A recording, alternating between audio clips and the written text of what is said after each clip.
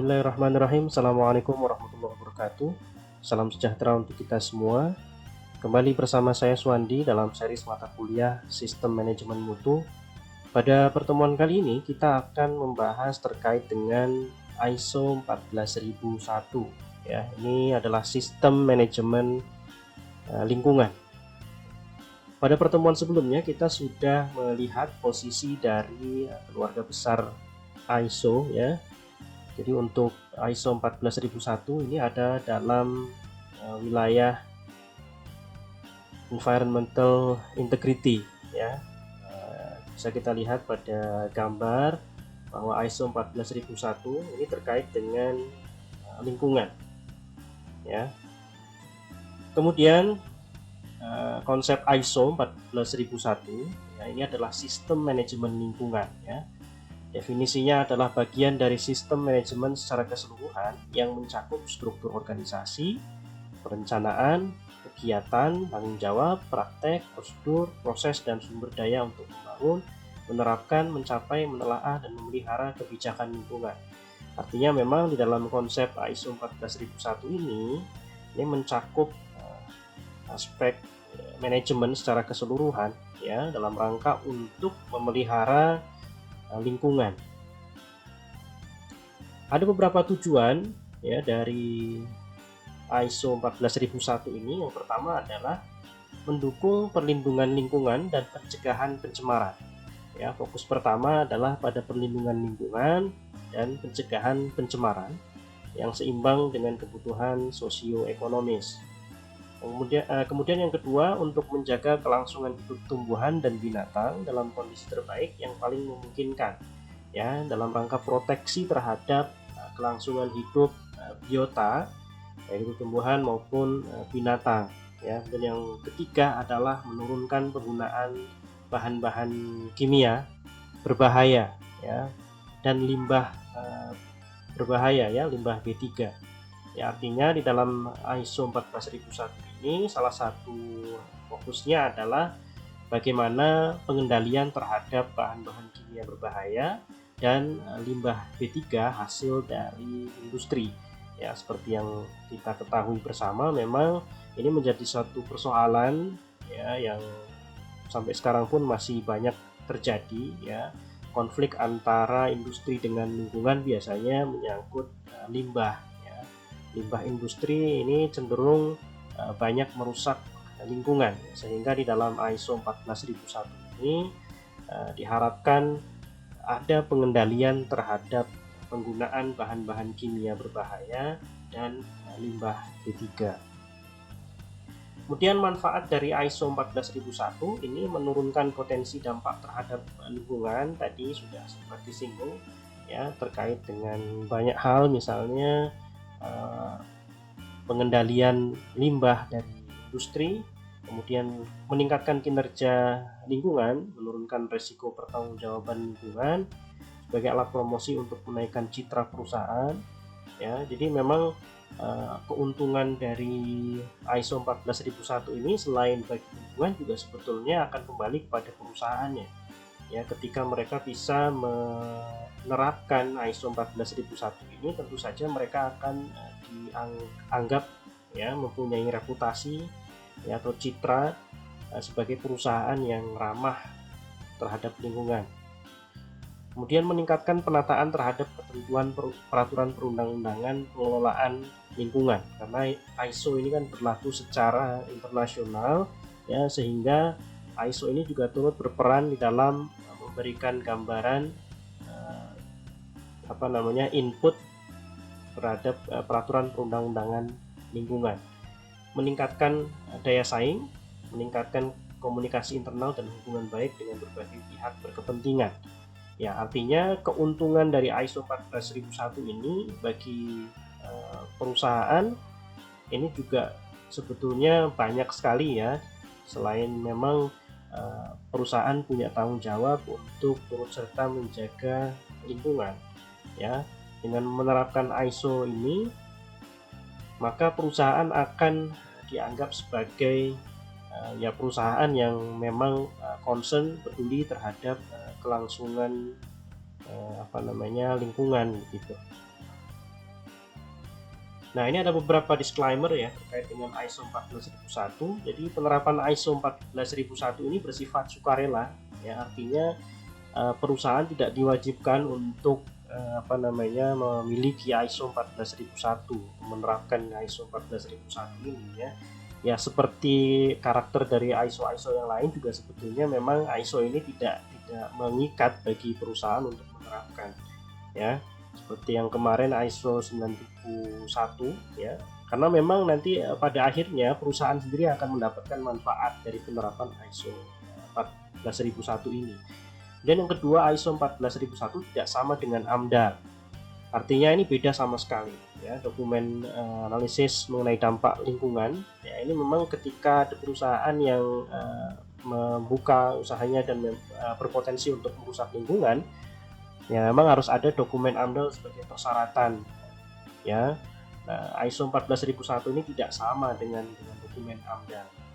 Kemudian yang ketiga adalah ISO 14001 tidak mencakup persyaratan sistem manajemen K3 ya. Kemudian ISO 14001 juga dapat dipadukan dengan sistem manajemen lainnya, dan sertifikasi ISO 14001 bukan sertifikasi eco-label. Beberapa ya istilah di dalam lingkungan ya. Jadi memang di sekarang ini memang undang-undang atau regulasi terkait dengan lingkungan sudah sangat ketat ya, bagaimana perusahaan harus mentaati ya beberapa konten regulasi yang memang dalam rangka untuk menjaga kelangsungan lingkungan begitu. Nah, ini beberapa karakteristik dari ISO 14001 ya. Yang pertama dari aspek generiknya ya, dapat diterapkan untuk seluruh tipe dan ukuran organisasi. Ya, artinya ISO 14001 ini memang bisa diterapkan untuk perusahaan yang levelnya besar maupun untuk perusahaan yang levelnya mungkin lebih kecil begitu ya. Kemudian juga bisa mengakomodir beragam kondisi geografis, sosial dan budaya. Ya, kemudian dari aspek sukarela tidak memuat persyaratan kinerja lingkungan ya, misalnya kriteria untuk sarana pengolahan limbah cair. Ya, jadi memang ISO 14001 ini sebagai panduan bagi perusahaan ya, sifatnya sukarela. Ya, perusahaan tidak diharuskan untuk memperoleh sertifikat ISO 14001 ini ya, karena sifatnya memang sukarela. Ada beberapa elemen dalam ISO 14001 ya. Yang pertama adalah komitmen dan kebijakan. Jadi dalam ISO 14001 ini ada komitmen dan kebijakan. Organisasi harus menetapkan kebijakan lingkungan dan memastikan memiliki komitmen terhadap sistem manajemen lingkungan. Ya, artinya di dalam ISO 14001 ini diharuskan organisasi ya menetapkan kebijakan lingkungannya. Karena biasanya di perusahaan memang ada bagian khusus yang menangani terkait dengan lingkungan ya. Jadi ada sistem manajemen lingkungan di dalam organisasi ya, bukan hanya sebatas slogan tetapi berupa komitmen yang mungkin dituangkan di dalam SOP perusahaan gitu ya. Ya, sehingga ada cetak biru terkait dengan komitmen dan kebijakan sistem manajemen lingkungan di dalam perusahaan. Dan yang kedua adalah perencanaan. Organisasi harus menyusun rencana untuk mentaati kebijakan lingkungan yang ditetapkannya sendiri. Artinya ketika sudah ada komitmen, ya tentu saja ada aspek perencanaan di sana. Ada dokumen perencanaan terkait dengan SML ya. Ya, organisasi harus punya ya roadmap terkait dengan sistem manajemen lingkungan di dalam organisasinya. Kemudian elemen ketiga ini berkaitan dengan implementasi dan operasi. Ya, jadi agar terlaksana dengan efektif, organisasi harus mengembangkan kemampuan dan mekanisme pendukung yang diperlukan untuk mentaati kebijakan lingkungan, tujuan dan sasaran manajemen. Ya, artinya setelah dibuat perencanaan ya, terkait dengan sistem manajemen lingkungan di dalam perusahaan, ya tentu saja harus dibuat bagaimana operasional perencanaan tersebut.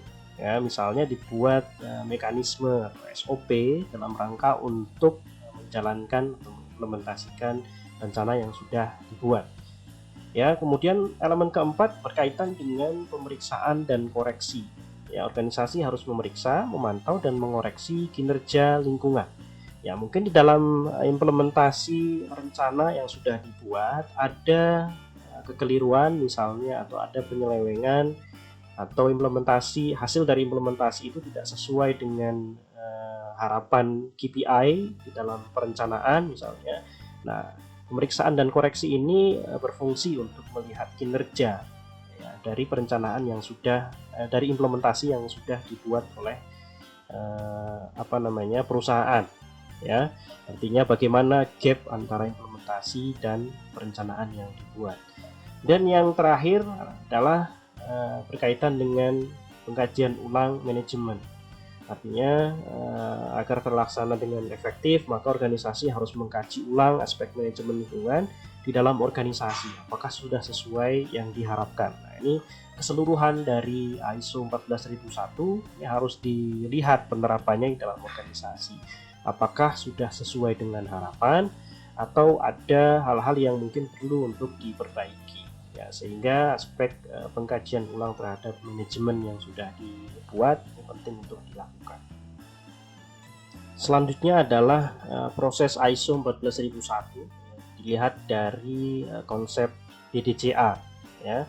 Yang pertama, plan ini berkaitan dengan kebijakan dan perencanaan, meliputi kebijakan, kemudian aspek dan dampak, hukum dan peraturan, sasaran dan tujuan, program manajemen.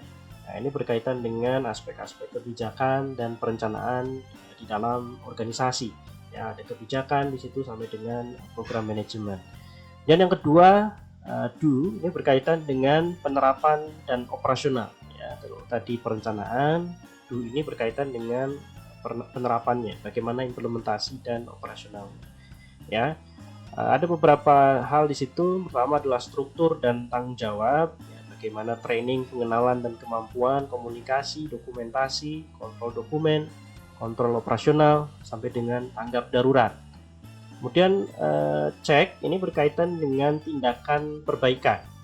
Ya, pertama terkait dengan peninjauan dan pengukuran, ya, KPI di situ, kemudian ketidaksesuaian, tindakan perbaikan dan pencegahan, rekaman sampai dengan audit.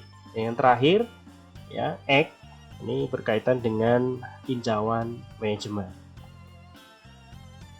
Saya kira itu yang bisa saya sampaikan ya. Terima kasih teman-teman. Ya, sedikit gambaran terkait dengan ISO 14001 ya. Ada beberapa hal tadi yang sudah bisa kita simpulkan bahwa memang ISO 14001 ini menjadi opsi ya bagi perusahaan, ya, sifatnya sukarela. Namun memang ketika perusahaan mampu menerapkan ISO 14001 ya, maka manfaatnya akan kembali kepada perusahaan. Ya, bisa meningkatkan reputasi, ya, citra perusahaan menjadi lebih baik karena memang ya tadi bisa dilihat sebagai mencerminkan komitmen perusahaan terhadap lingkungan seperti itu. Baik, kita cukupkan untuk pertemuan kali ini. Terima kasih. Kita tutup dengan bacaan syukur. Alhamdulillahirabbil alamin. Assalamualaikum warahmatullahi wabarakatuh.